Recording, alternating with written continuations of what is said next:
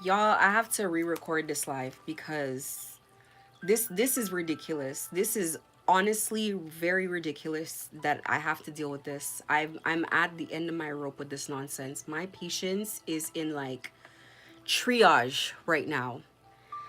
It's like I'm sick and tired of this nonsense. Can you guys crack the door a little bit? Because Olive woke up again.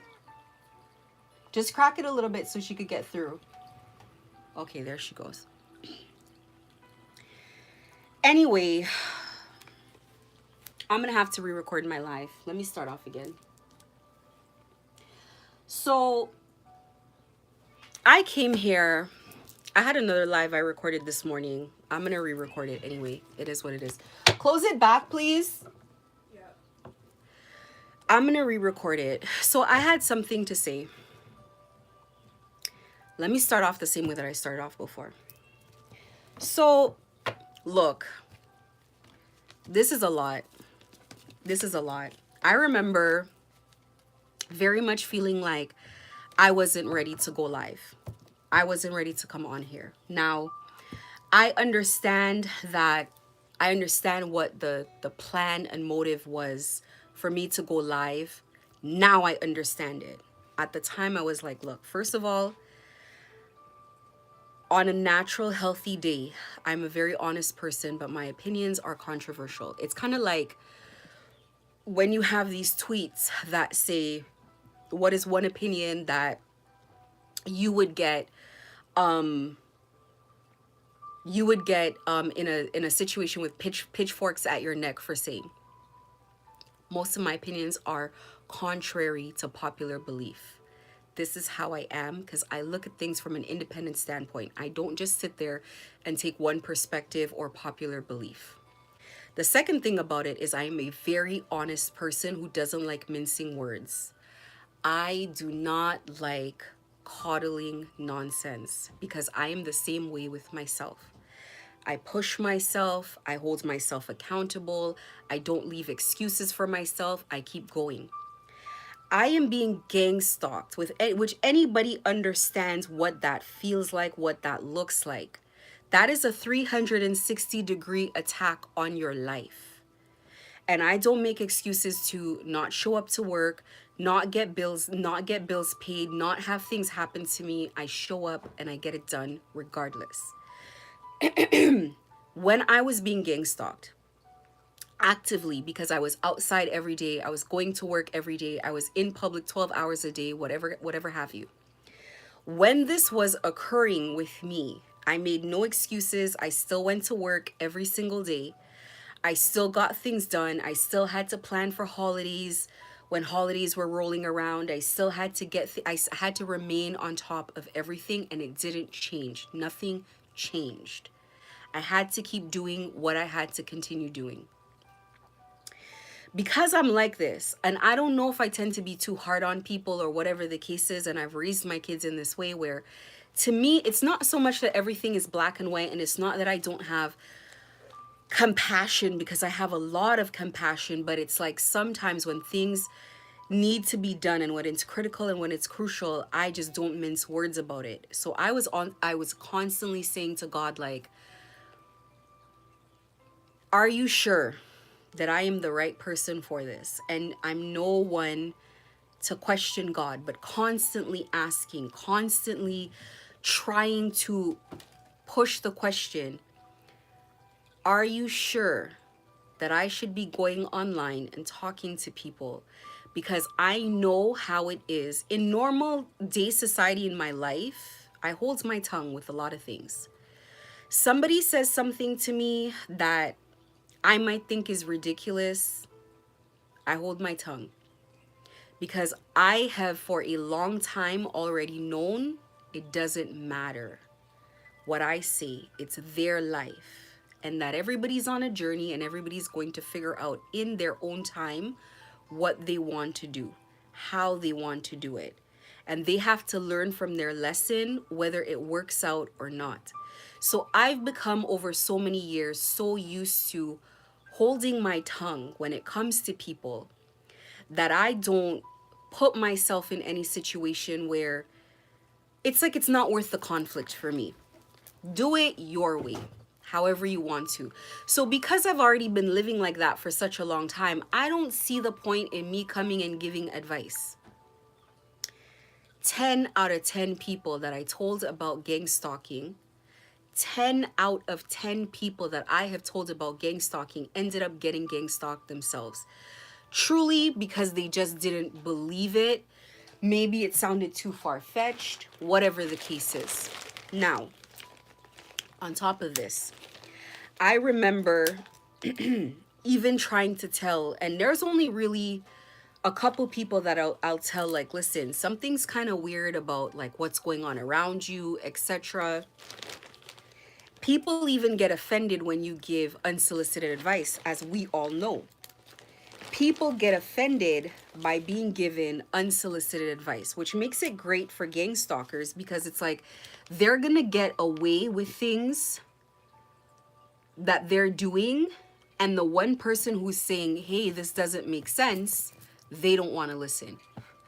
One of the people or groups of people or categories of people that are most resistant to advice is psychics or tarot readers, because they believe that they have a connection, so they feel like you can't tell them because they're confident in their gifts. And they say that they're confident in their gifts. But because of my personal experiences is why I'm making this live tonight.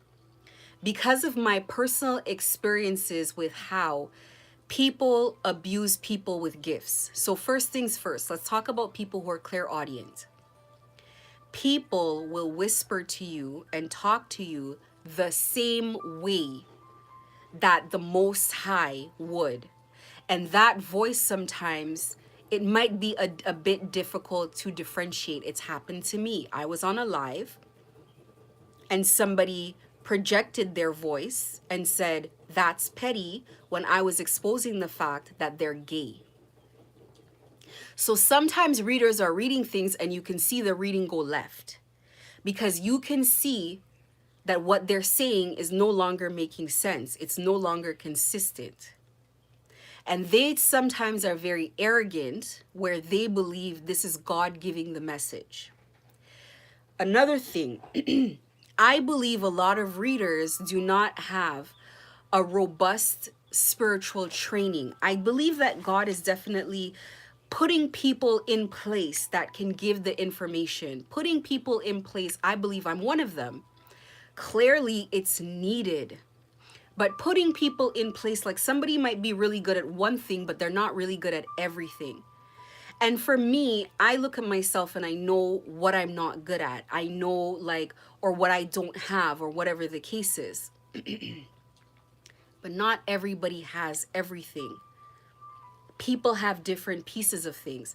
Like, there are even different kinds of readers. There are people who can see, there's three, I would say. There are people who read things for what they look like. There are people who can see something's cloaked, but they can't see beyond the cloak. And then there are some people who see beyond the cloak. They can see fully through cloaking. So they can be positive about what they're seeing.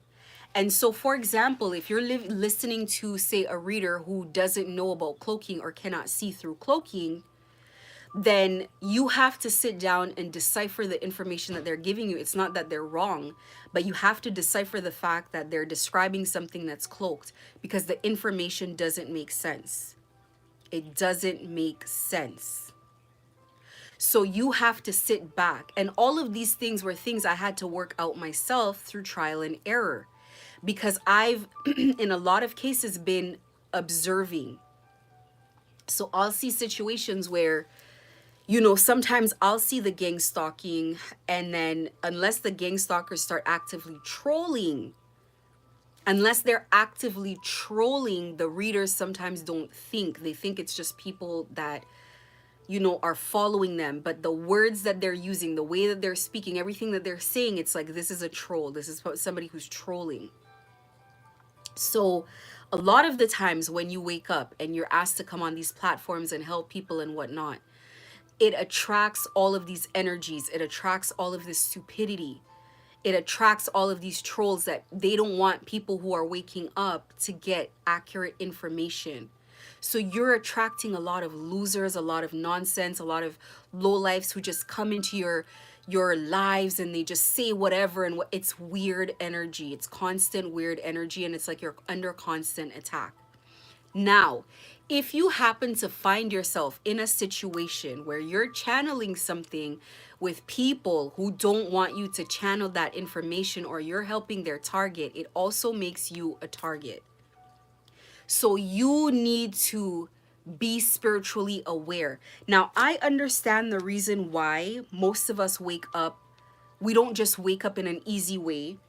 We wake up during spiritual warfare and potentially dangerous situations, is because you got to know how to fight spiritually before you start on this journey. You have to have successfully completed what you're doing before you start on this journey. If you don't, you're going to be susceptible to fall very easily into the wrong hands. And so I have watched from the beginning of my ascension, reader after reader after reader fall into the same traps. I myself am constantly worked on, constantly, round the clock, all the time. All the time. So there are things that need to be put in place before you break out into the world and answer your calling completely.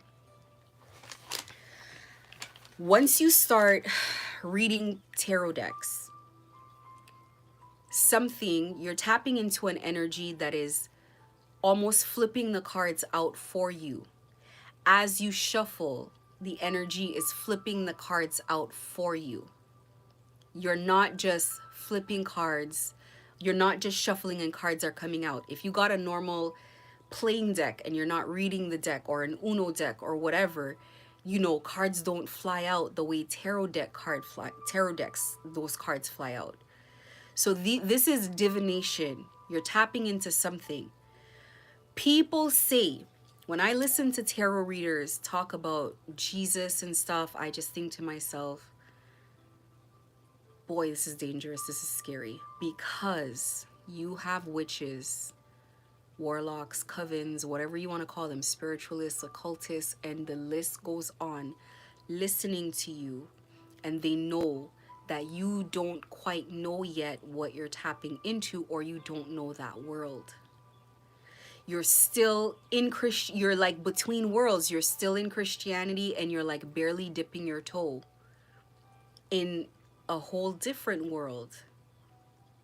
So you've already made yourself a spiritual target, and they know that it's going to be easier to take you down. Why? Because you're not going to fight a spiritual fight with Jesus. You got to know what you're tapping into. You got to be very specific about who you pray to. Where are you directing these prayers? That's the first thing. If you're at the point you're channeling, channeling is one thing, but if your method of channeling is that you're hearing voices, like you're hearing a voice, sometimes it might be difficult to differentiate between who's the voice. Okay? I've had this happen multiple times. People are trying to tap into your mind, tap into your thoughts. They want to know what you're thinking. They want to know what's going on with you. Yes, it is possible for that to happen. It is more than possible for that to happen. It happens all the time. It happens to me all the time. So because of that, there's so many different lengths that people will go to when they want to get you in this spiritual community. They're going to go to lengths that sometimes you don't know about. So you have to be prepared to block what it is you can block. And when you're dealing, like in my situation, I know that things are happening because God is allowing it to happen now. I didn't always agree. I didn't always like it. But now that I know, I understand why.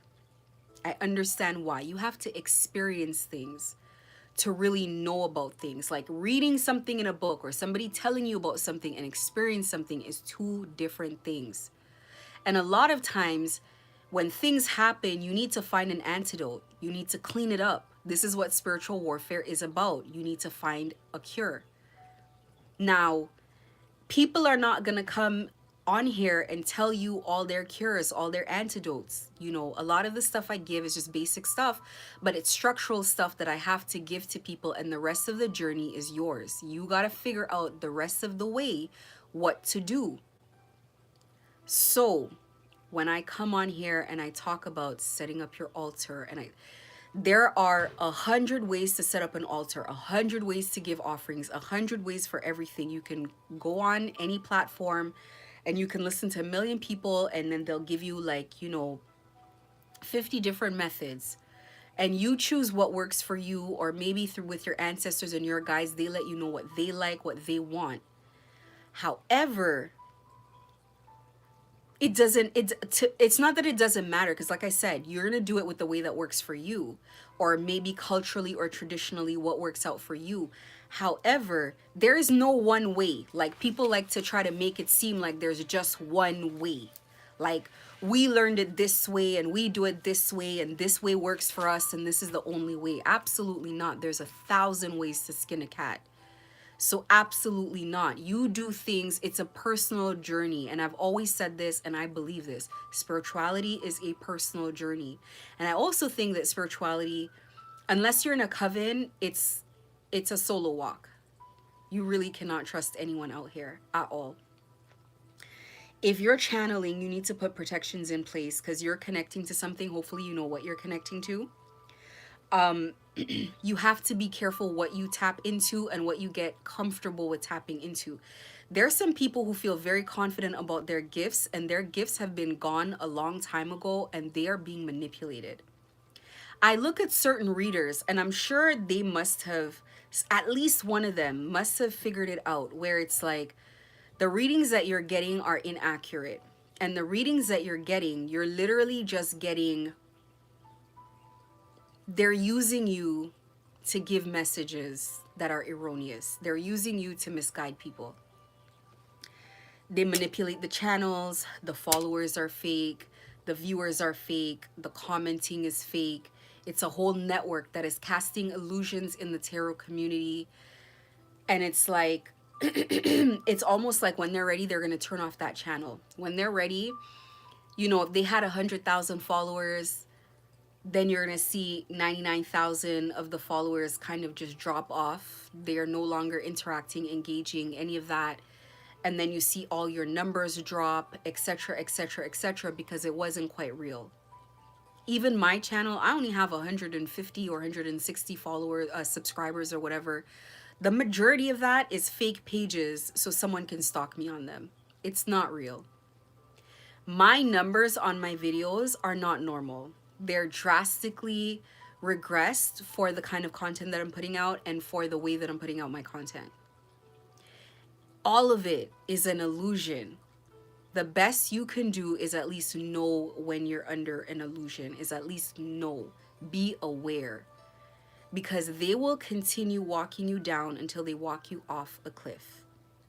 I know there's a number of channels that have slowly but surely, it's like, in a way, that's how they've taken over the channel, is through this nonsense.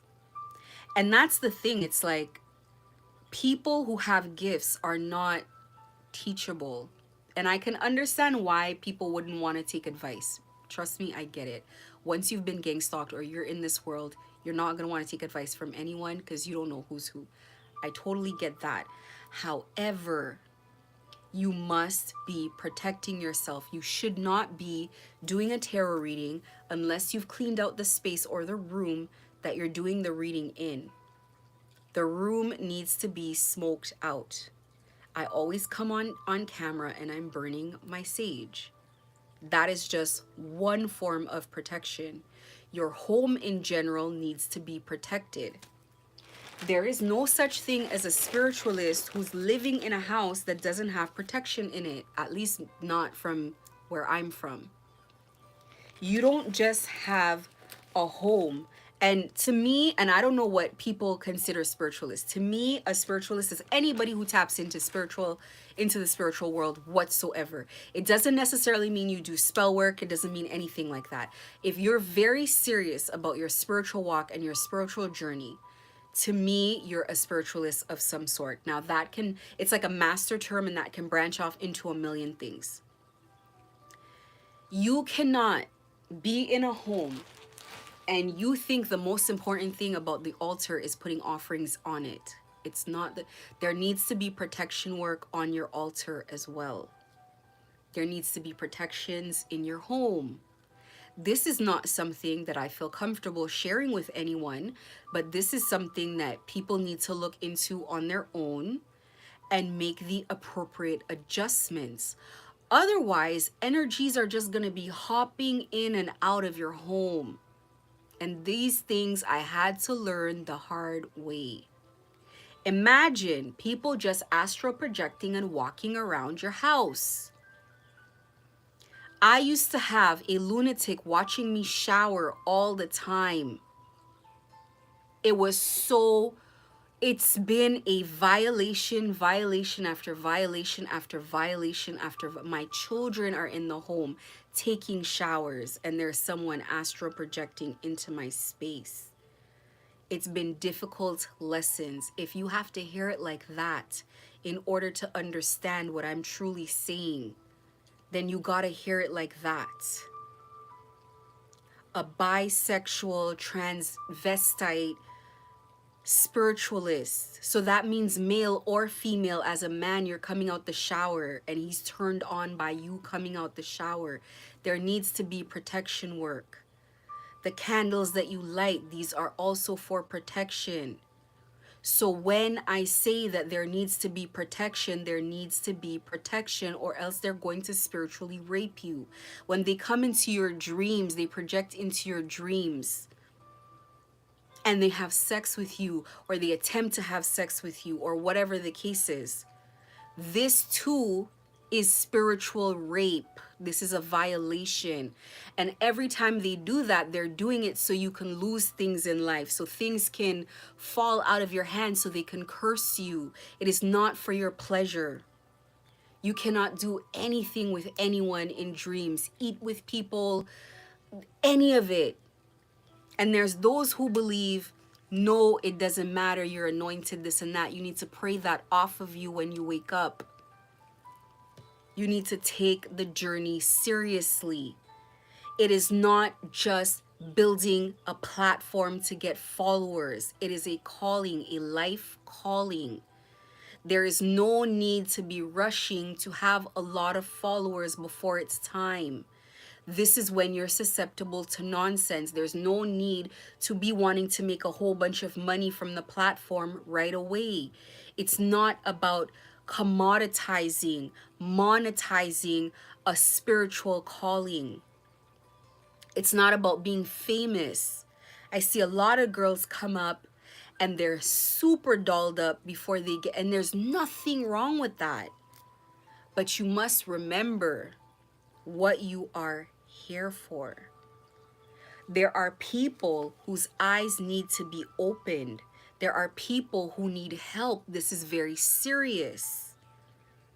When people are watching you on camera, you do not want people using your image, pleasuring themselves and cursing your platform, cursing your gifts, cursing whatever you're working towards.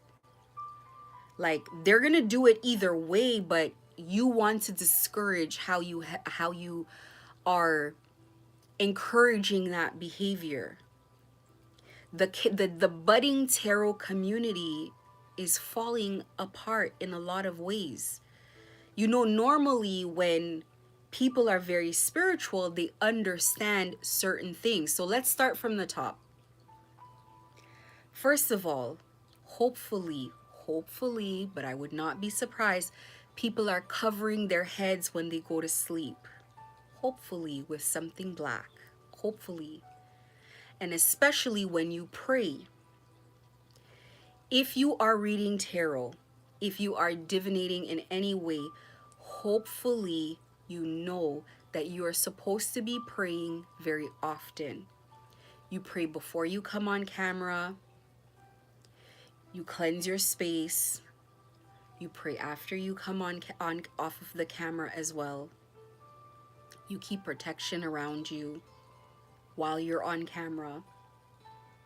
You pray consistently every night, every morning, in the day, all the time, because you're more susceptible to spiritual attack than normal people. Because you're hopefully not giving personal information to so-called subscribers, because this is how it works in this world. Whatever people know is what they use about you, is what they use on you. I've always been very private, and if it wasn't for this channel, I wouldn't be taking any pictures. My image wouldn't be on the internet. Prior to me coming on here, you were hard pressed to see my image on the internet. No social medias, personal social medias, any of that, because from the time we were young, we know that people use your pictures for stuff. People do stuff with your stuff. So you have to be more vigilant about this life. And I was listening to a guy today and I said, listen, you know what? Since he said it, I'm going to come on here and say it as well. I think people in North America are crazy. They're crazy. And he said, and now you wonder why your life is crazy. People do not take this practice seriously over here. It's a little trend. They don't understand that people can do crazy permanent things to you, to your life, that last generations just by you coming online. If somebody was being attacked, you do a collective reading, and that collective reading blocks some work that somebody was trying to put on somebody else. Now they make you a target unbeknownst to you. You have no idea. You're always fighting phantoms. You're always fighting ghosts, and you don't know who these people are. You think you have no problems with people, but you have a problem with people, and sometimes you don't know how dangerous they are. You don't know how bad they are just because of the advice that you're giving. I've been gang stalked, so I personally know what gang stalking is. I've been aggressively gang stalked, so I know what it is. So I know that when I come here and I give this advice, that when I say something that is going to screw up a gang stalker, a gang stalking victim being able to be tracked, being able to be helped, I know it's pissing people off. I know that I've made myself a target to all kinds of things. People want to connect to me, they want to hack me, they want to track me, they want to do all kinds of things. Why? Because the advice I'm giving is impactful. That is how you have to look at it. The advice you're giving is impacting people. You're literally saving people's lives. You're literally waking people up. So you must take the protection seriously. I talk to people who are being gang stalked and I say the same thing. You are being gang stalked right now. You need to take things seriously. You need to take it seriously, as far as don't just sit in energy. It is dangerous.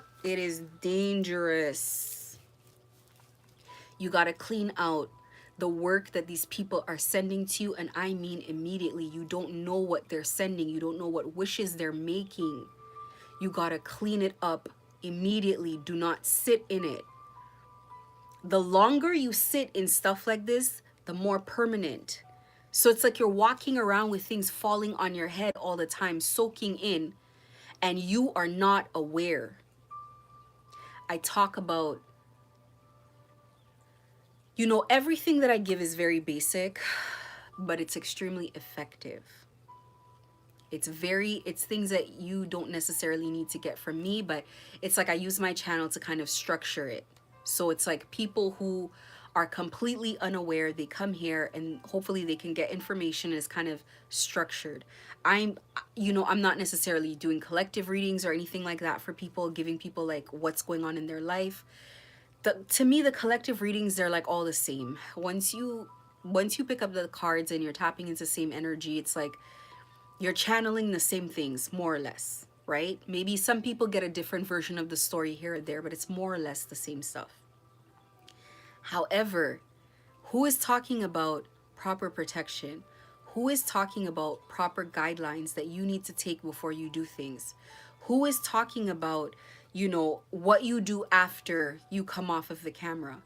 And I think there needs to be more of that, because as we wake up, as we ascend, it's like, how many of us actually have ancestors to give us proper advice? Almost none of us. Almost none of us. So you're depending on spirit to give you a lot. And I think that possibly every wave of people who wake up or who ascend are going to have it a lot easier than the first batch of people that came. But even with the first batch, it's like there's a lot of things that they haven't picked up. And I feel like a lot of people just made it through by the skin of their teeth because of spirit. But were there formal practices put into place, it wouldn't have been that way. It would have been better. There are two brands of people that kind of work with spiritual energy. There are people who they woke up essentially because they were what I call ordained by spirit, chosen by ancestors, whatever the case is. But the universe guides you through your journey. They guide you in and out of things all the time. Then there are people who they have some sort of spiritual leader and they decide to go to some sort of school and learn and whatever the case is. Now, these are two different brands of people. I have seen people that want to open their eyes and they want to deal in the light, and then I've seen people who want to open their eyes, and I think the majority of them that I've noticed, they want to work in dark magic. Now, it doesn't even matter to what I think about it or not. If I think people should or should not work it, people are. That's the reality. They are. And so once you have any sort of gift, there is a general consensus that people do not respect people who work in the light. They don't respect us simply because they feel we're easy to take over, and they don't see us as dangerous, or they just see us as people that they can bully. And I can understand why. A lot of maybe readers, witches, whatever, they understand things like, how would I put it? They understand the power of your vibration. They understand the power of magnetizing things to you. They just don't understand a lot about protection and about how you fight. And you absolutely have to fight. You have to learn how to fight. You got to do these things. So I think that even in my situation with all these people doing black magic, that I am an anomaly to them in somebody being of the light, who they actually cannot bully, take over, dominate, etc. That actually fights back. We fight back differently, but we can fight back.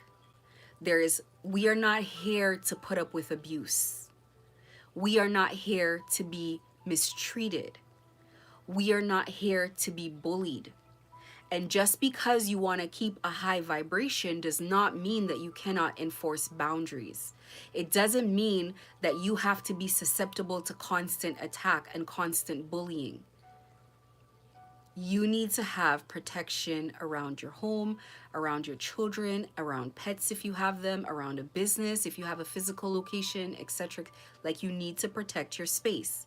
So on my channel, I've given constant... So I switched up my channel now. If you go on the actual channel page, you'll see there is a playlist called Informational Resources.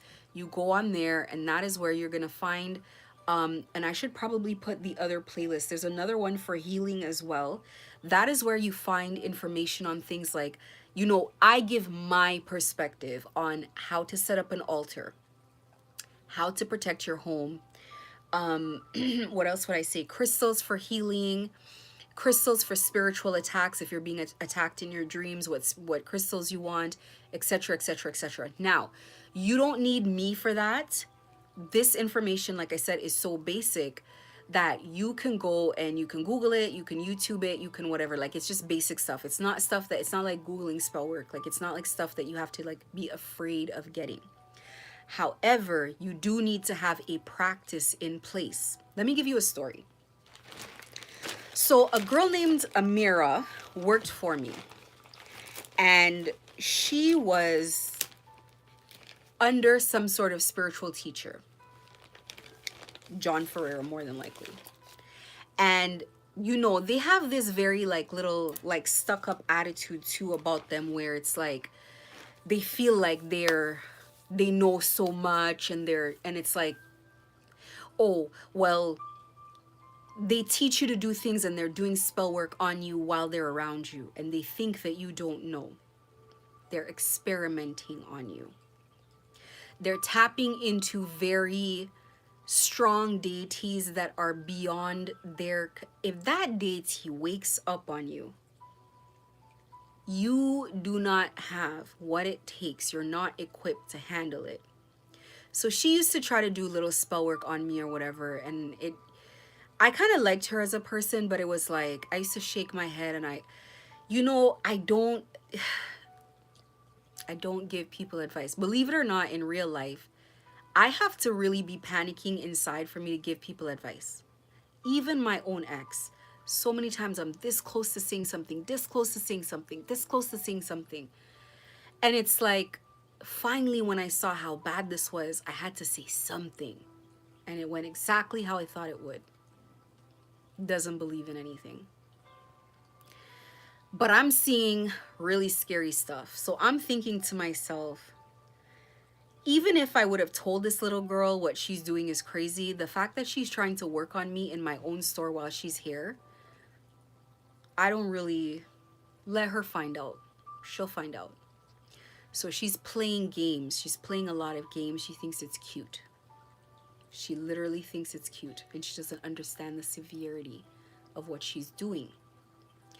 So I remember one time I said to her, so what do you do for protection? And she started stumbling and mumbling around, and I said, wait a minute, you said that you're working with this entity and that entity and whatever, like, what do you do for protection? And she didn't have, and I told her about spiritual hygiene. And then I noticed after that, she started using that word more. And then she started, when I would talk to her, and again, it's when the mask slips with people, it's like I'm talking to her, and she's like mumbling and stumbling and like, I'm gonna, I would, because I'm seeing the changes that are happening with her. And I'm saying, like, do you see what's happening? And I remember one day she had a full-blown anxiety attack in front of me, and they always like to suffer in silence. When shit blows up in their face, they're always suffering in silence. They're always embarrassed. They always don't want anyone to know. They never want anyone to know. Why you don't want anyone to know? Just be real about it and try to get help. Be real about it and try to get help. This girl had such a full-blown anxiety attack in front of me.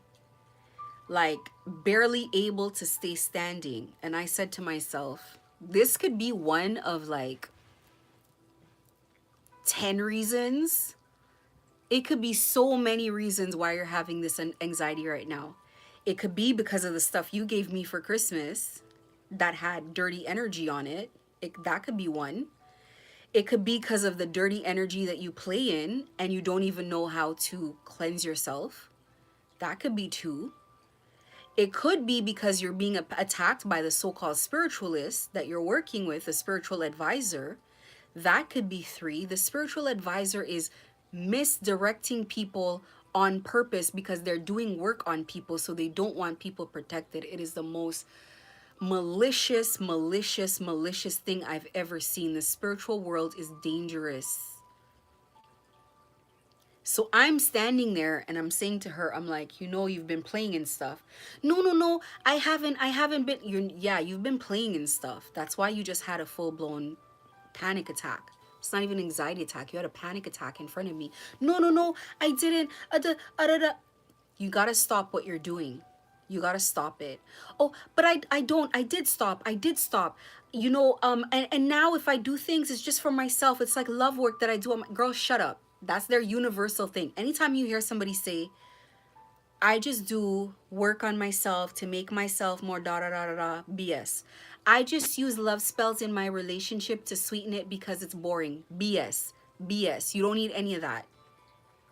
You don't need to do love work on yourself to love yourself more. You need to do shadow work. You need to address your demons. You need to address your, you know, things that are going on, your traumas, whatever. You need to be real with yourself. You need to work through it. You need to heal. That is how you gain self-love. You do not gain self-love through spell work. Be very honest with yourself. You're playing with spell work for different reasons. When I see people who are resistant to using sage, I know it's because they work with lower vibrational entities, and these entities do not like the sage. Having relationships with these entities is one thing. Having, you know, tapping into them here and there is one thing. But if you want them to live in your home, that's a different thing. If you want them around all the time, that's a different thing. So when you see people who are not regularly cleansing their space, you know, and to imagine, a lot of people don't even see energy, so you don't even know what's in your space. You think it's coming in with an announcement. It's happening all the time, so you don't even know what's going on. And here you are sitting around in nonsense. A lot of people don't even know when there's other energies in their space, when people have projected into their space. So you're in your space having a grand old time, and there's somebody literally energetically sitting in your space.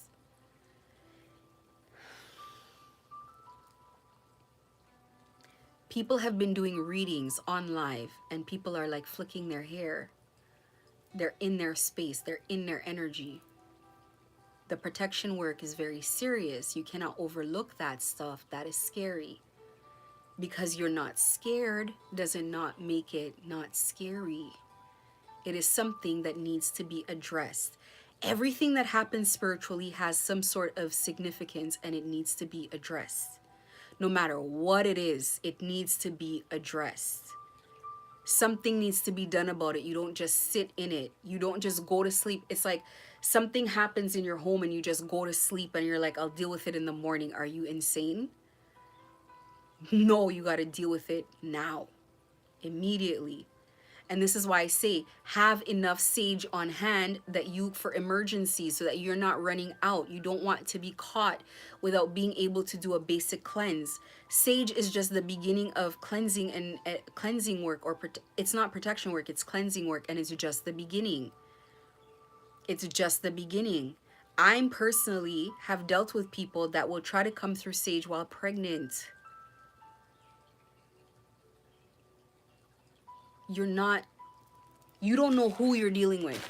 When you're dealing with people that deal with dark energies, first of all, energies are probably riding them. And so they're not normal. They're not normal. They're crazy people. When I say crazy people, I don't mean like mentally unwell, although they can be, because when darker energies take over, it manifests as mental illness. It's not just that. I mean that these are people that push the limits in life. They push the limits with the things that they'll do. They're not necessarily the most cautious people. So these are people that are not always making good decisions. They're not always in their right mind. And if you have energies riding you, they might be respectful for 1, 2, 3, 4, 5 years. One day they might decide they want to kind of take over. Like it's all, this is not like that. This is a very serious thing that you're tapping into stuff. It's very serious. It's very serious. Know who you're communicating, know what you're tapping into, be very specific. If you're one who's tapped into, who was awakened, ordained by an energy that showed themselves to you right away, that was upfront, that didn't cloak, you are very lucky. Because there are people sometimes who think that they're dealing with one thing and they're dealing with another thing. So you have to be,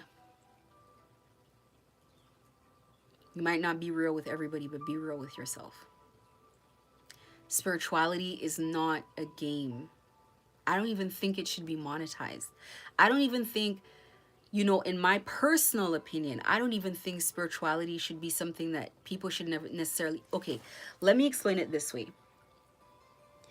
If you are somebody who has gifts and you could do certain things, you can make certain things happen. In order to monetize that gift for other people, to do work for other people, think about it from the mind of a salesperson. From the mind of a salesperson, you're looking at a situation where you have to go overboard. If you could have done something for, like, you know that you do this piece of work all the time and now you got to do it for people, you have to go overboard to make sure that you get known, like you have a name and you get known as the person who can do this and the person who can do that. So if you can do it a little bit, you got to really amp it up so people can be like, oh, did you know so and so? I heard about so and so and this happened and whatever. Yeah, this person's good. You should go to them. This is how it works. So for you to constantly be coming online, reading for people, and you are dealing with these kinds of people. People are working on me right now that I'm on this camera. Right now, they're doing dumb shit. Right now. It's like experimentation time. It's like provocation time. This is the life of dealing with this kind of stuff. And if you cannot necessarily tell when this is happening, people can work on you the entire time that you're on live or the entire time that your videos are going. People can be projecting things at you and doing things to you, and you would be none the wiser. So it is very important to take spirituality, very important.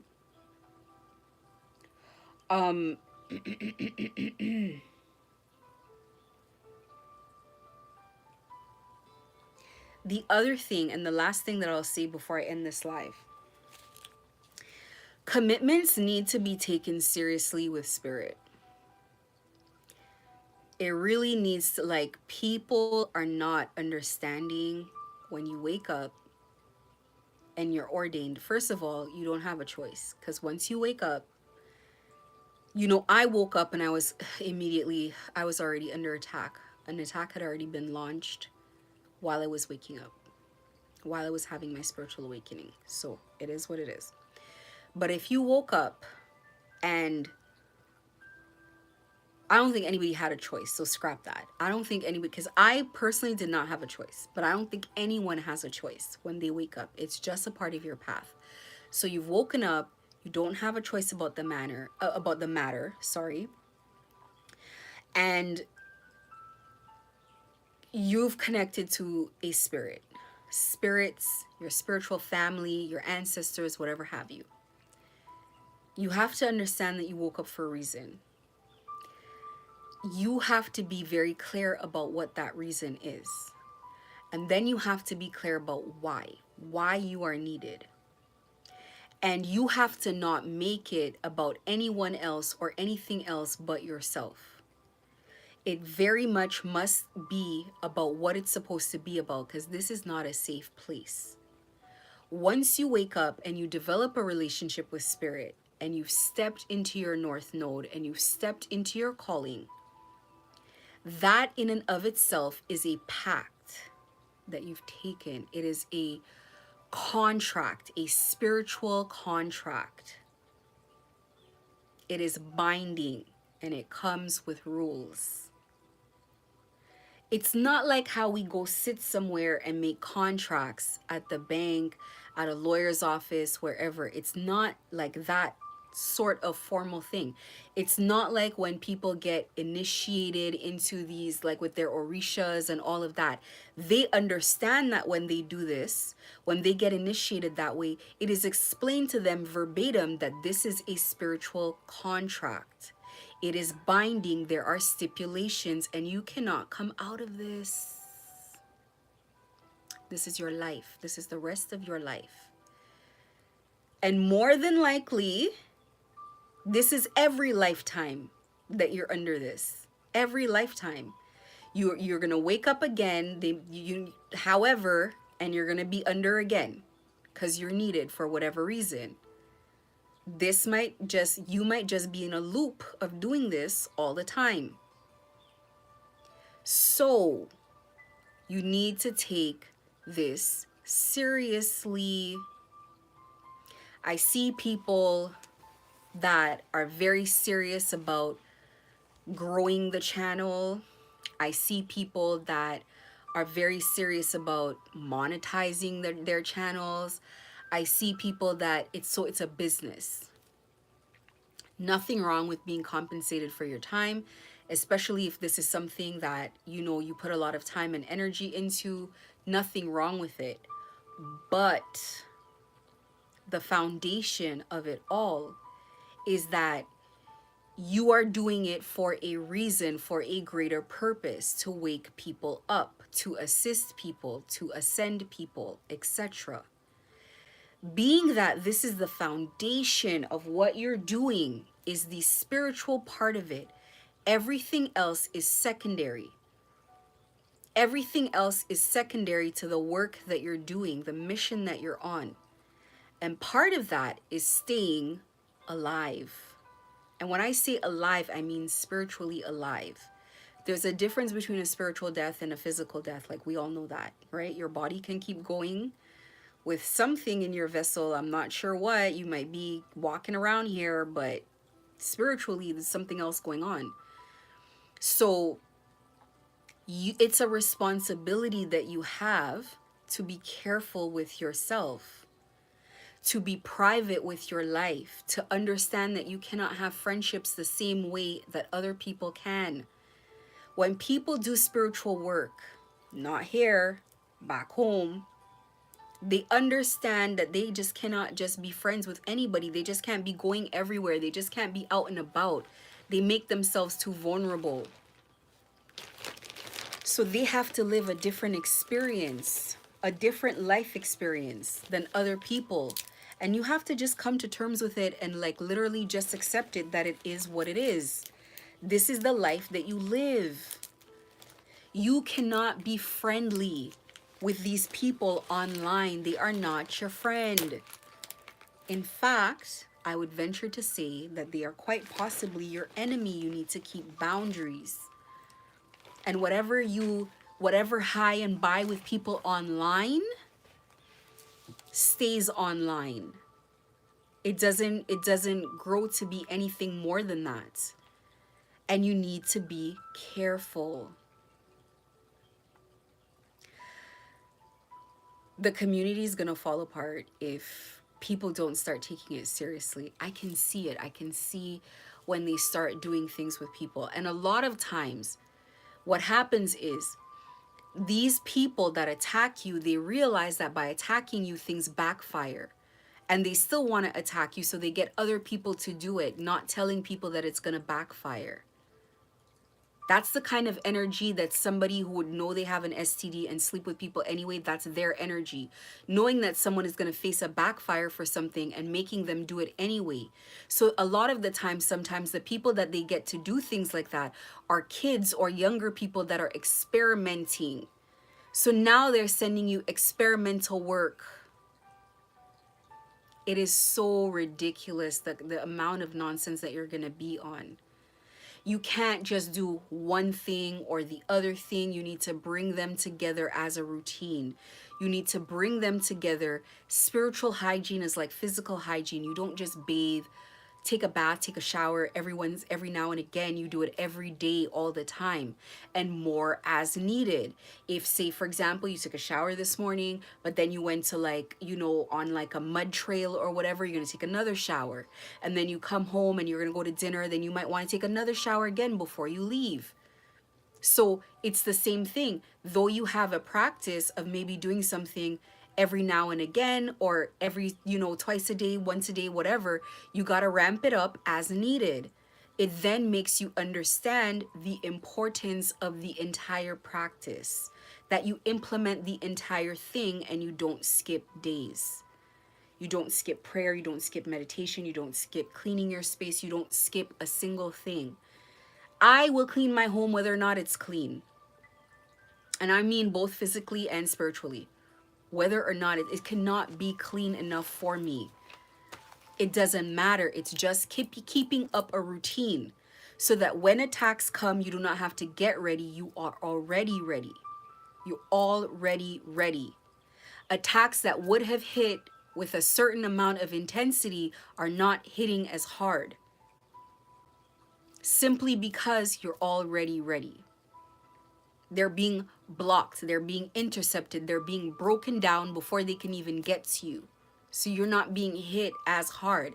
So the cleanup job you have to do on yourself is not that crazy.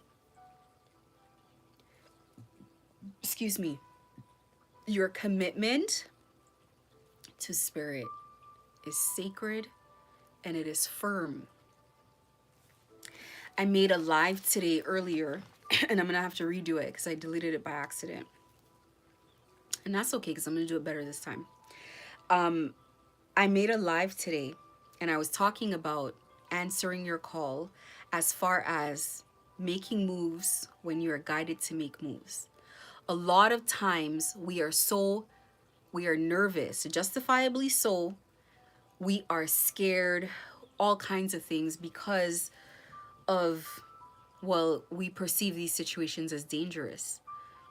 Once spirit is covering you, once God has already proven themselves to you, you got to make the move. Do not let your ego get the best of you to think that you are above things hitting you, that you're above, having your wings taken away from you, that you're above spiritual law. None of the above. None of it is true. None of it is true. We must keep our commitments. If you've made a commitment that above all else, you're here to help people, it's almost like a code of ethics. You cannot afford to step out of that. The punishment for us almost feels like it's harder because we knew better.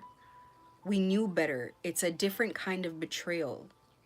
It is a different kind of betrayal. It's kind of like if you know someone who is a bad person already, your expectations are so low.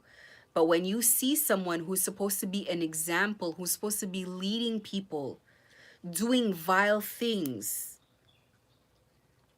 it's even worse. You're doing the opposite of what you're supposed to be doing. When you ask for things or when you make these contracts, you cannot break them. Breaking these spiritual contracts will break your life. And people who've stolen these contracts can live to tell the tale. Not for long, but that's the point. These are not things that you just enter into irresponsibly. You gotta be respectful of this journey. Be respectful of, I know people didn't necessarily sign up for it themselves, but we gotta take it seriously. And when you're already here, it comes with a certain level of responsibility.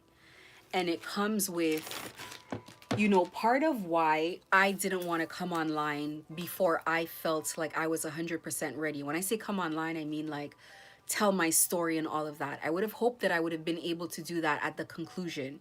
But like I said, I do what I had felt. Let me tell you, this came up with me so many times before. Inside, it came up with me so many times before. Then I started hearing it, tarot reading after tarot reading after tarot reading after tarot reading. I even seen it in a commercial, something about the importance of speaking out and all. And I'm like, okay, I get it. Because I'd been ignoring it from before. When it came up with me, I was like, I'm not ready yet. I felt like I wanted to be 100% healed and 100% at peace before I told people my story. And then when I came online and I started seeing what was going on YouTube and what people were talking about, I was like, yeah, people are going through a lot of crap. And it's very scary. And so I personally am not going to be interested in, how would I word this? In feeling that it was asked of me to do something else or to do something, and then feeling like, not just I let God down, which is huge, but that I could have contributed in some way to someone's suffering because I know what I went through. And so I was like, I'm going to come on, I'm going to do it. I come online and it's constant stuff. It's constant stuff. I have an energy. So, a little bit about my story spiritually.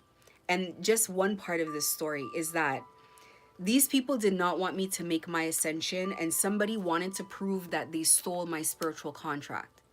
Part of my spiritual contract, part of my destiny, is part of it is teaching, is giving spiritual help to people, is waking people up, is giving people advice.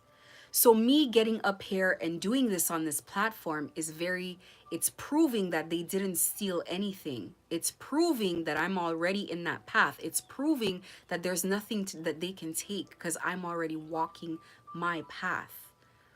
And so every time I come on here, somebody exhausts themselves to oblivion and beyond for me to get off the platform, for me to get off here.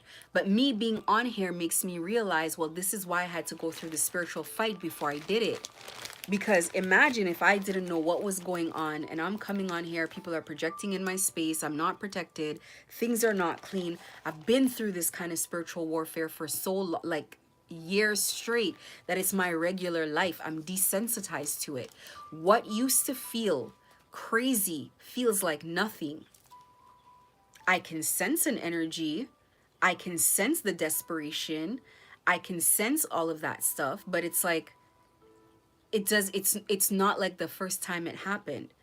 So sometimes I don't think people came through with that spiritual attack side of it. They may have been gang stalked, but the spiritual aspect of it, they didn't go through that. So it would suck to go through a second ascension. Oh my God. I want to scare anybody, but boy, ascensions are rough. So if you end up going through your first spiritual ascension was gang stalking, and now your second ascension is going to be the spiritual warfare because now you're being attacked in the spiritual community. I pray for you. I do. But at least you're getting them separately. I got every facet of mine all at the same time. I got freaking soul bindings, death spells, spiritual attacks. I got every flavor of spiritual attack that you could think of. I got gang stalked, physically gang stalked. I got slandered, bullied. I got it all at once. Not even in phases, all at once, all the time. So it's like, maybe it is easier to do the ascension in two pieces, but some people, hopefully they make it through, might have to go through like a second ascension because a bunch of these readers do not know how to function spiritually and they're not taking it seriously. And I can just see that people are just simply not educated on healing work, cleaning work, cleansing work, I guess you'll say, protection work, none of the above. And it is very huge. It's very big. It's a big part of what you're going to be going through, and it's a big part of what you have to address. You cannot be on this camera. It is not safe to be on this camera. And you are not taking it seriously. So I'm going to end it here because I think I touched on all my points. There's a card of the day, a crystal of the day I'm going to read. So this is called, oh my God, it's such a long name. Dumortierite. This is not a popular one. This is what it looks like, dumortierite. And it's the crystal for understanding your soul journey. It's a high to extremely high vibration, and it's a past life revealer. Dumortierite activates past life memories, accessing the Akashic record and the interlife, taking you to examine contracts, promises, and agreements operating over eons of time. I'm going to read that again. Dumortierite activates past life memories, accessing the Akashic records and the interlife, taking you to examine contracts, promises, and agreements operating over eons of time. It renegotiates these, rescinding ties or vows that no longer serve. Pinpointing patterns that underlie addictions and obsessive contacts. This stone highlights why you choose to learn through difficulties and challenges in toxic relationships. Dumortierite breaks a cycle of karmic codependency, facilitating the realization that it is not possible to control addictive, needy, or self-destructive behavior on somebody else's behalf. On the body, it deals with psychomatics and cellular memory. And in the mind, it instills self-confidence, supports courage, fosters patience, and self-love. This is a stone. It's so crazy. Every time I pull a card on crystals, it always correlates with whatever it is that I'm talking about. I don't know if there are many tarot readers that are going to see this video. Who knows? I'm going to put it in my healing playlist either way. And I'm going to put that healing playlist on my page, so it's going to be easy to access. And I'm going to put this crystal probably in the title so that it's going to be, the name is going to be visible. I think it's very important to understand your past lives. When there's past life memories that I've had my whole life, but there's also past life memories that have come to me after I woke up. None of it has surprised me. All of it has made total sense to me, or been consistent with whatever I thought. But one thing I can tell you is a lot of the soul ties we have now, a lot of the contracts that we have now with people, lessons that we're supposed to learn, a lot of the agreements that we have with spirit it's just not just one lifetime. It's not just one lifetime. It has been for a long time, a lot of the times. So I will tell you, in my situation, this situation was supposed to be done a long time ago. The lessons that were supposed to have been learned were already learned. I am already in my North Node. I've already passed through what I needed to pass through. But I'm dealing with an energy that will not let go to its own detriment. And I used to look at the situation and think, this is so ridiculous to be going through. Like, how can it? But then I realized that these soul lessons happen both ways. It's not just someone comes in to teach you a lesson. It's also that you're teaching that person a lesson as well. So it's the interaction that's teaching each other. And that is whether or not it's difficult, whether or not it's meant to last. And so it's almost like I have to just accept the way that it's going, that it's not just about my ascension. It's not just about, and believe me, I'm just like, Lord, I don't know what happened for this to be my path. Like, what has happened? Honestly, I think all of my life paths are difficult. I think they're all difficult. I don't think I get easy ones. I just don't. Every single past life memory is just like, it's craziness. Every single one. It's never been just like, I don't know. Everybody has challenges and lessons along the way, but it's like, Jesus, this is like above and beyond, right? But, right now, I started off with a lot of patience. So it's so crazy to say this. I started off with more than average patience. Like, people would tell me all the time, like, oh my God, you're extremely patient. But my patience is on triage with this situation. I think it's so, oh my God, it's the childishness of all of it that makes it so difficult to deal with. Because Oh my goodness. It's something that is not doable and still. And, it's just a situation that at this point I just have to endure it.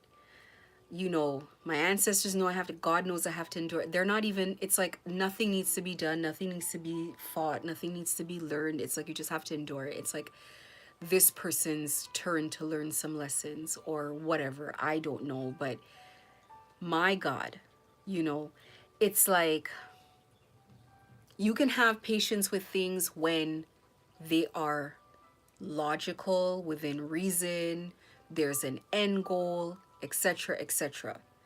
But somebody fighting to fight,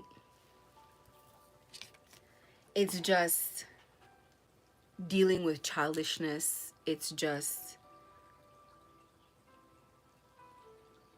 and the crazy part is to see where someone could have escaped this had they just opened their eyes. Like, they could have but that was the point. They shouldn't still be doing what they're doing because what they're doing is crazy. So they had to go through this. And that's the point that I keep bringing myself back to. I lose my cool all the time, and believe me, understandably so. I walk around all day ignoring so much BS. People have no clue. I just don't come on here and talk about all of it. It is never ending saga of stupidity, of buffoonery, of nonsense. It is never ending, never ending. It's like every day, it's like being in a cartoon, and every day there is some stupid cockamamie plan that is so see-through, and you're like, oh my goodness, what are we doing here today? What is this one about? So I'm at the point, I'm like, this is just to irritate me. This wasn't just because it was gonna work. This is just to irritate me. And there's only so long that you can go through 2 to 3 years of being abused, violated, over and over and over and over again. I hope that this is not what this journey is going to be. I beg God, please, please, it probably is. Now that I think about it, it probably is. It's going to be me coming on here trying to help people, and it's going to be a series of petty actions and nonsense nonstop, probably by a bunch of different people all the time. What on earth? Talk about grinding a person's gears. Like, I cannot tell you. To sit on camera for an hour and have people playing on you for an hour is so ridiculous. You have not a clue. You ignore, you ignore, you ignore. They go out of their way. They try to make you feel unsafe on the road. I'm driving and people are bumper riding me, crashing into me on purpose. Like, they made a little old lady sit there, wait until I drove by, and crashed into my car. They had to manufacture things. They had to do things. I'm telling you, it wasn't like she sat there and she waited. She could have turned. I was all the way up in the... She sat there and she waited. And she drove into me in slow motion. I could not believe what had happened. Somebody else saw the accident and they looked at me and they're like... We both gave each other a look like, are you kidding me right now? These are the kind of real life situations that I go through constantly, and they're stupid. They're stupid. Maybe I just think they're stupid because I've endured it for so long. Maybe to a person who is just fresh going through this, not maybe, to a person just fresh going through this, they're going to be terrified. They're going to be like, people are trying to kill me. I was probably like that in the beginning. But after going through it for a while, and it's just like, Jesus, you can't gang stalk people when they know your name, your face, your address, your this, your that. Like let it... What? No, it's not even an illusion. You're just like, you're picking, like, not even picking on someone. You have to be stronger than someone to pick on them. It's like, you know, someone can hurt you and you're still doing this nonsense. Like, what is the point? You are hurting. You're already hurting. You keep dragging innocent people into it all the time. It's so, oh my goodness. It's so stupid and ridiculous. It's lost its effect other than being irritating and just letting people be. So it's like, even if I come on here and I say, oh, this happened and that happened, it's not because it has any sort of like effect that they're hoping. It's not because it makes me afraid. It's not because it's going to change me doing what I want to do. There are other people in this situation, especially in my city, who need to get to the point of not being afraid of this. This is the point. They're just doing stupid crap every day to get under your skin. They're just doing stupid crap to get under your skin. It's not even real. Yes, some of it can have consequences if you're not protected, if you don't know what's going on, if you haven't graduated from that stage.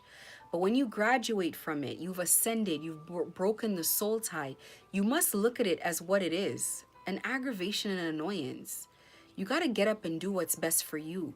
You got to get out of any of these emotions that you're having that are not real and just get up and walk away from it. It is not real. These are illusions that they're painting. And once it doesn't work, you got to just leave it alone and just go along your day, go along your life, do what you got to do. Like if it's work and whatever, like, yeah, they're going to try to block you. They're going to try to block your work. They're going to try to block your business. They're going to try to block your relationships. They're going to try to block all of that. Don't get me wrong. The things that they do, though petty, can have an effect, especially when it might not work on you, but it will work on other people as well. Like other people are going to come around and it's like they're going to listen to this crap. They're going to not take your opinion if you give it, or you know, or your what's the word? They're not going to take your side of the story, let's say. But it doesn't matter. You know, at the end of the day, people cannot, they can only do this for so long. You got to pick up and you got to do the things that you got to do for yourself. And that's the best advice that I can give anybody being gang stalked. Everything around you, these are all distractions and illusions. You got to keep moving forward through this nonsense, and it is going to irritate you, believe me.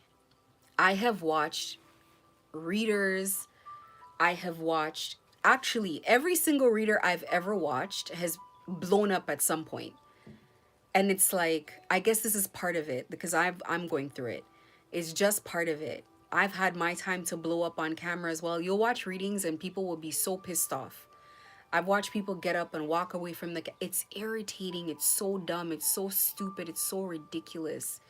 It's nonsense. It's a lot of illusions. It's a lot of nonsense.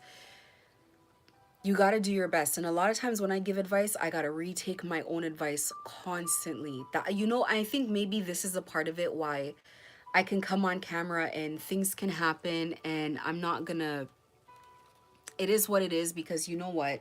This is just showing people the reality of this life, of what we're going through. There's nothing that you can do. This is just the life that maybe you chose a very long time ago or was chosen for you. Either way, it's very difficult to go through this, to see what other people have gone through, and to not reach back and help. You know, in the very beginning, I was pissed off. Then I found my equilibrium, I found my calm. I get pissed off all the time. All the time. There's so much going on off camera that I don't talk about.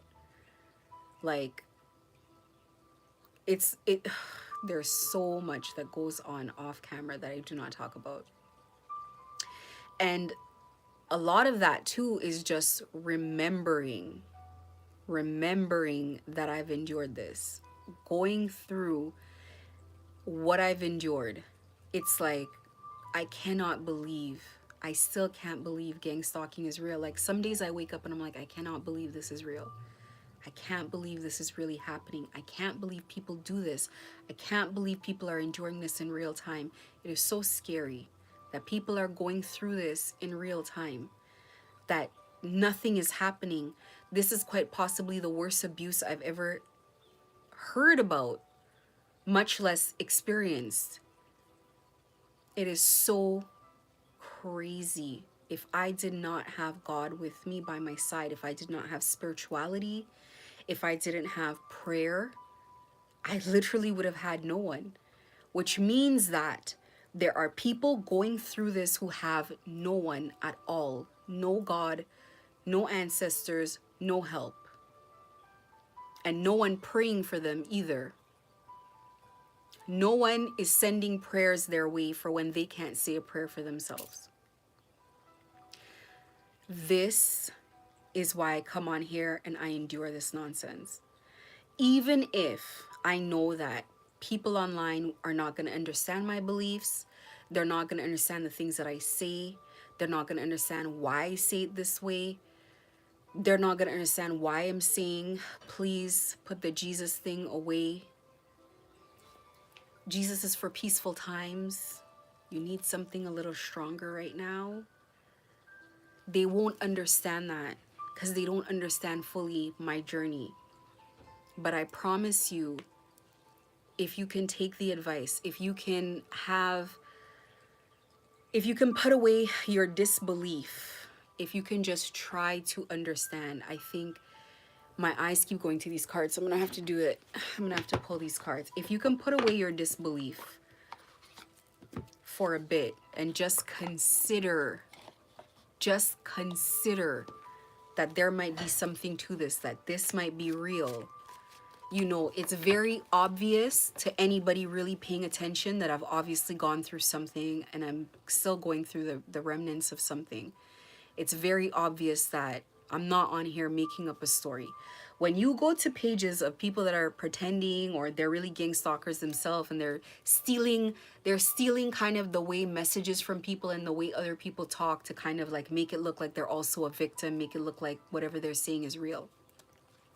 When you go to those pages, you don't see any sort of like abuse or anything like that. They're embraced. When you go to certain channels, their channels are growing well and all of this is happening. It's not like when you're actually helping people, the kind of nonsense that you go through. So, you know, look, when it comes to me and my temperament, and I think why I talk about it so much is because this is so far from who I actually am. In not even a perfect world, just like a world with no gang stalking, because I think I gave the impression that my world was perfect because of how happy and calm, relaxed, loving, nurturing, mothering that I was. It always seemed like life was perfect. I really feel like I made people feel like life was perfect, and life for no one is perfect. There's always stuff going on. But because people saw me that way, they didn't understand that I had just mastered myself. I had mastered myself as far as learning how to train myself to have a good life experience. I think I've talked about it on other lives before, about my meditation practice, about my the way that I viewed people and like energy that I tapped into and all of that. It gave me a very peaceful life experience. It gave me a very happy life experience, regardless of what I had, what I didn't have, and etc., etc. Adjusting to so in your in your astrological chart, I actually have a book here about it right now, but I'm not going to go into it because it might get too long. But in your astrological chart, you have what are called your nodes. Your south node is kind of like what you're born into. It's the lessons from the past. And your south node is where you were living before you woke up, before you ascended spiritually. And then you have to ascend into your north node. Now, I thought that the north node was literally just, well, now I realize that I should be doing this. And that is not what the North Node is about at all. So I went through a spiritual ascension, and maybe that's because my North Node is to have a spiritual ascension, right? Is to step into what I'm supposed to be doing. So I went through that, and I think now I have to be able to adjust to how am I going to find that same place while under this nonsense? And so in the beginning of accomplishing anything, it's always rocky. It's always testy. It's always like hit or miss. And right now I am in the hit or miss phase, and I'm doing it on camera in front of people, and I'm live. I'm live. I'm not like pre-recorded. I'm doing it live. And so, I have energies that are working against me, not even just one, working against me while I'm on live, because they want to make it a bad experience. That's what this gang stalking journey has been. And it's not just me. They want to give people bad memories of everything, so that you can say, oh, when I started my business, I had bad memories of this and this happening. And when I went on live, I had bad memories of this and this. They want me to be tolerant of people coming into my live chat and doing stupidity and whatever. And I'm just going to overlook it. And it's like, no, I'm not going to do that. So it's like I have to enforce boundaries, but I would like to be my Zen self.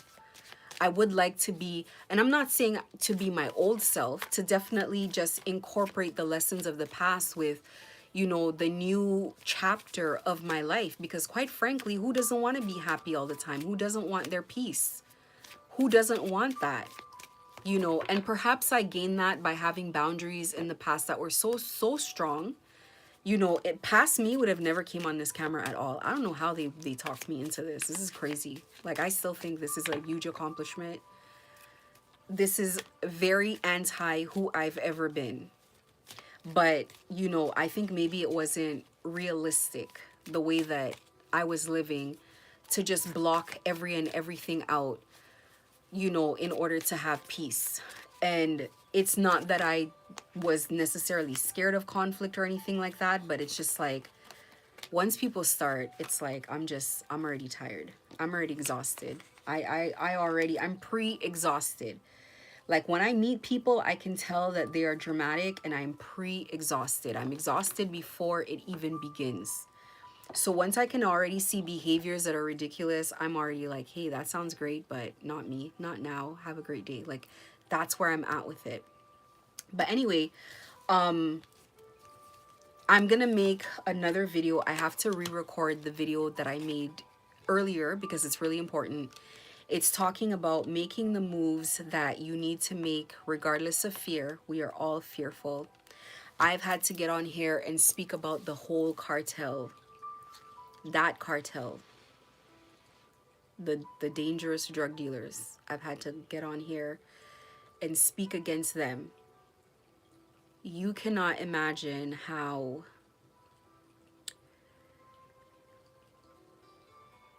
I did not want to do that. Quite frankly, I just didn't. I was like, look, this is a lot. Like, this is asking a person for a lot. This is crazy. But I did it. I'm still here. I'm still alive. I am not being harassed any more than I used to be harassed. I'm being harassed probably less than I used to be harassed. Not probably, very much less than I used to be harassed. I just had to trust God and make the move. And God assured me that I was protected. And so, it was a message that was on my heart to say. And, I had to go ahead and record it. And I accidentally deleted it in a rage earlier. But I have to pre-record it because I had a whole recording and it's very important. So I'm going to pre-record it. But I want to still add it to the tail end of this video. When you're in these situations and God asks you to do something, it's not because it's going to be easy. If it were easy, you would have already done it. If it were easy, you would have done it on your own, and God wouldn't need to ask you. God wouldn't need to reassure you. God wouldn't need to put advice everywhere for you, give you all of this reassurance and like push you all the time. If it were easy, it's scary when God asks you to move. Every story you read in the Bible of when God asks somebody to move is scary, and it's unrealistic. You're dealing with spirit, so it's not going to be realistic. It's going to be unrealistic. You're going to be terrified. And I talked about in that live when I was first asked to come on camera, and I was first told about, I'm going to tell the story briefly. I'm going to go into more in this other video I'm going to do, but this girl's channeling. I know she's channeling because I can tell. And so it's like God's channeling is when like God is speaking through you. Now, some people channel other things and people don't just channel God, but when God is speaking through you, so she says the message and she's like, and she says it so passively. I know, anyway, I know that. So she's just looking down and she's like, listen, you think that you're just here to take down the cartel. You should see what you're really here for. And I'm watching this now, mind you, up until this had happened, all I'm thinking the whole time is, this is cartel, this is cartel. It's drug related, but I'm saying this is cartel the whole time. In my head, in my heart, and maybe to the police. I'm not telling people on the street this because I'm going to terrify people. So I'm listening to this reading and this girl says, and I'm like, and then after she says that, she starts going crazy and she's like saying, we're here for the head and we're going to take down the head and we don't care about the practitioner anymore. That's all done. And this, that, and the third. And I'm like, oh my God, I'm already having an issue with this psychotic practitioner. And now they're saying they want the head. So she's delivering this message. And first of all, now I get scared for her because I'm like, what are we doing here? I'm like, I prayed the next couple of days. I prayed. I was like, look, you guys know I don't have guns. You guys know that I don't have, I'm not saying I don't have you as protection. I'm not saying that, but I'm saying if these people want to, they could get in this house. Like the back door is made of glass at my old house, like the backyard door. I'm like, what is going on here? I'm like, this is my assignment? This is what I'm supposed to be doing? This was crazy to me. I thought this was crazy for her. She did multiple readings talking like that. And I'm just like, Lord, we are on some scary assignments. What on earth is this? The reader has to read this. So I'm nervous. I'm more than nervous. And then when I finally stopped ignoring, God's like, you need to tell your story. You need to tell your story. God does not tell you why you need to do things. It's only after you did them, you're like, oh my God, imagine I thought I had an option to do or not do this. I just saved my life. So when I first started telling my story, it started going viral in my city, and people started realizing the reason people were slandering me, the reason people were following me, the reason people were doing it was all lies. And then it was like they were still kind of bullying certain people to do things, but people really started putting their foot down of not wanting to be a part of this because they're like, this is crazy. Of course it's crazy. This information is shocking. This information is scandalous, if nothing else, if not terrifying, that one person can go through so much. So I start telling my story, and then the third video in, it's like, I knew this was going to happen. I knew this was going to happen. And so I'm on there, I'm talking, and God takes over. And she's speaking directly. It's like, this is how it happens. It's like you get up and you're like, without too much preparation, without too much thinking, without too much nothing, I get on here and I make a video. And the whole video, the title is in Portuguese, the description is in Portuguese, and I'm addressing the Brazilian. And I'm telling this person all the things that's going to happen to them and everything. And it didn't hit me until a couple months later. I'm like, did I really? And I know in the middle of me doing this, I did this on live, and I know he was pissed off. This Brazilian, I know he was pissed off because they kept bringing, after I did that video, they kept bringing this girl in the live, and she kept saying, it's me from Brazil. And it's like, I know it's not a woman in Brazil. That's the issue. I know it's a man. But they've been trying to paint this story of like, you know, that my ex is cheating and it's another woman and all of this stuff. They've been trying to tell people this as if like I'm like somebody's other woman or whatever. But I know this is obviously to do with drugs, and I know this is a man. But the threat in Brazil, what I realized, it's not that the person in Brazil didn't have money. It's that their secret weapon was gang stalking, not necessarily murder.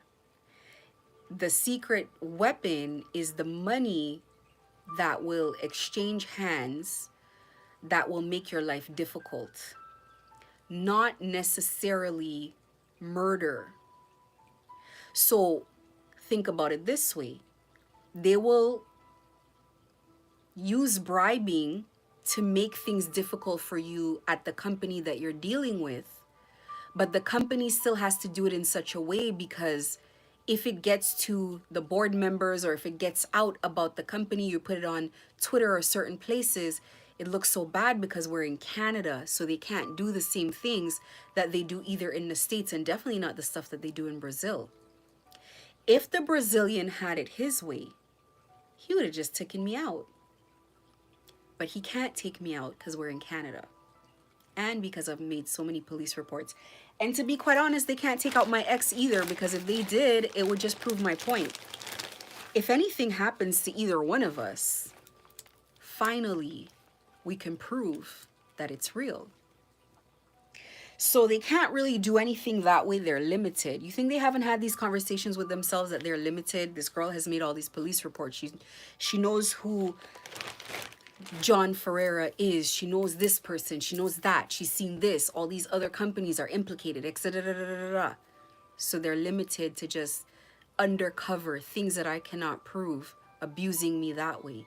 But they can't do the things that maybe they had done to other people or they wanted to do. And so the point was, in my heart and in myself, I felt the feeling of, you need to go on and tell people your story, but I was ignoring it.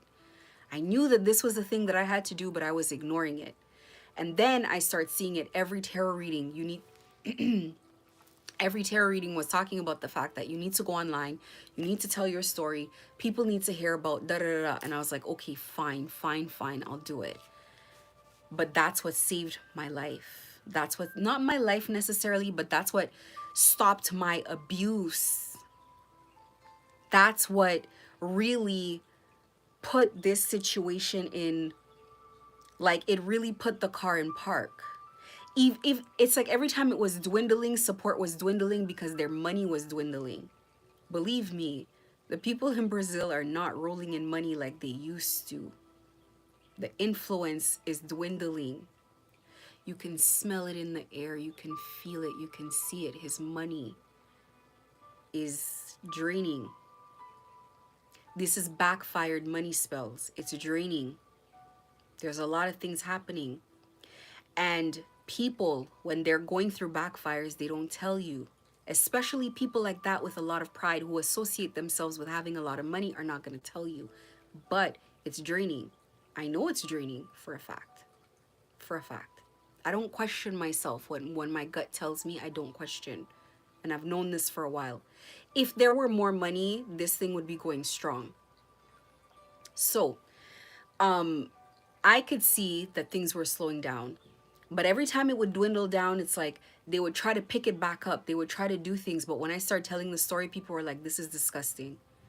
And even if it's like, and it's too widespread now, you're going to get people still trickling here and there doing things, like you're going to collect the last little pieces of it.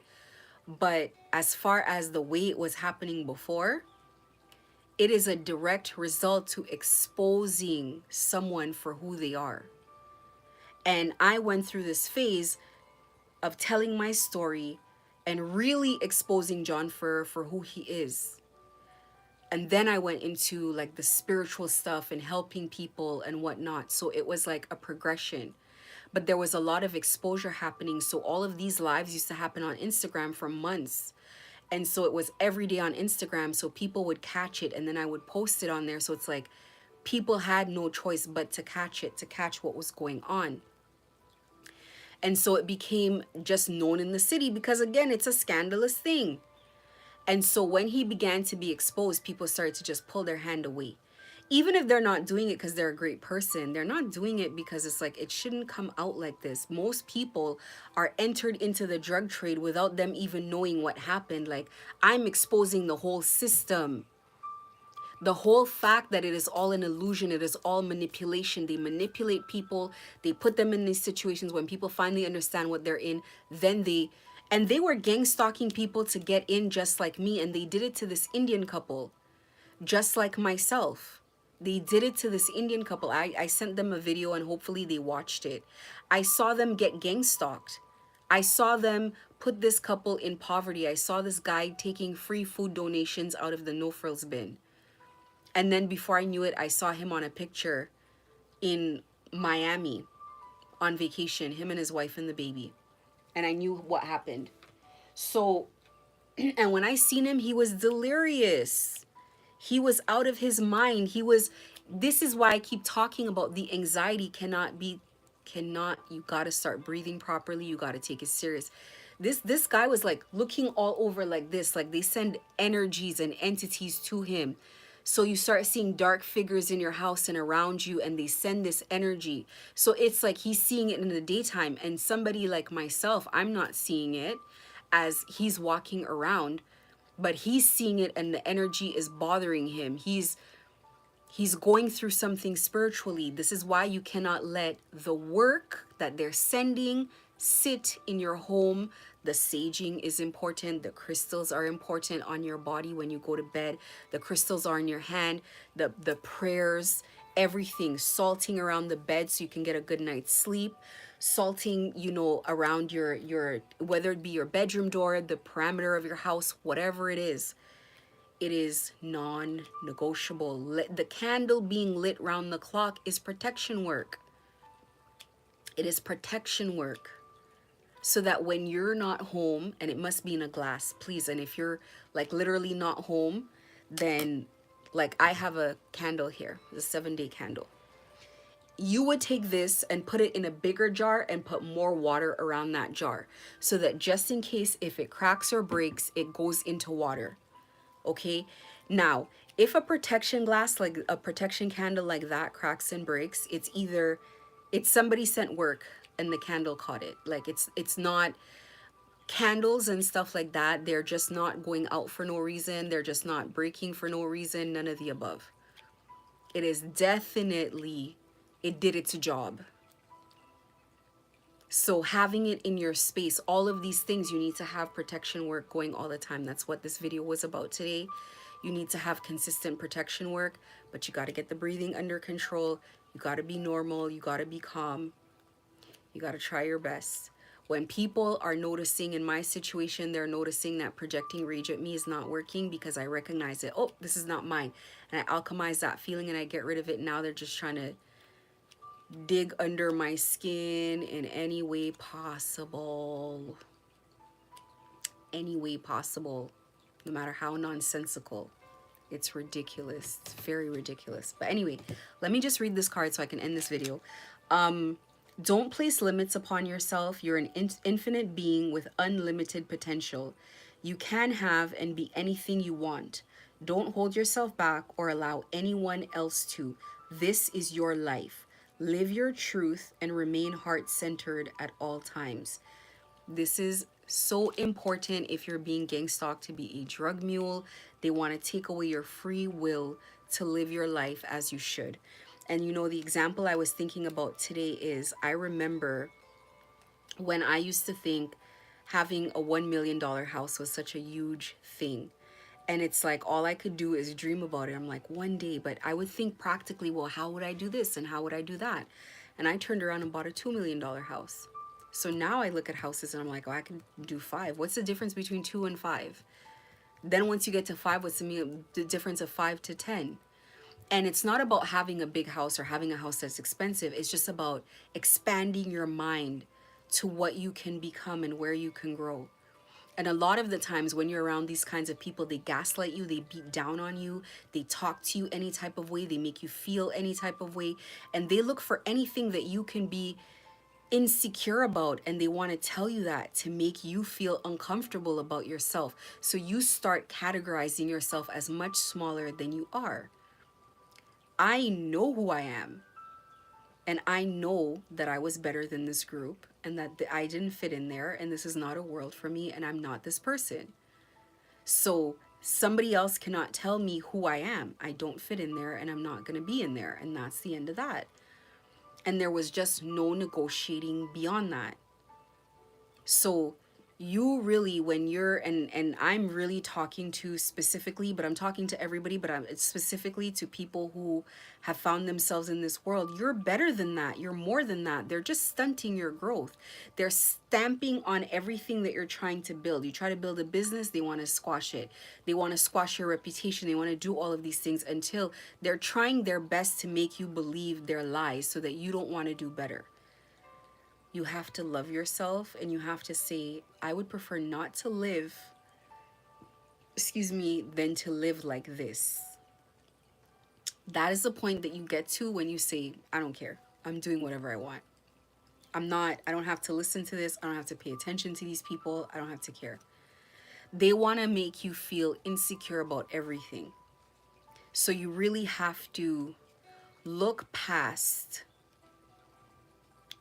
even what you think about yourself, and just give yourself the opportunity to go out in the world and explore your wildest dreams, because now you've withstood gang stalking, so you can get through anything after this. Imagine when you get into a world where no one's stopping you, no one's in your way, what kind of things you're going to be brave enough to do. Because what is worse than this? This is like surviving a war of some sort. So, this is my message for tonight. And the initial message of this video, and which I will title it, is please take your commitments to spirit very seriously. And your protection work is non-negotiable. Spiritual hygiene, cleaning your spaces, because you are now tapped into your spiritual energy. Because you've now awakened, you are attractive to these kinds of abusive forces. It means you must take your spiritual protection work very seriously. I didn't go into what the work is this time because I've made so many videos about it, so I don't want to make a redundant video.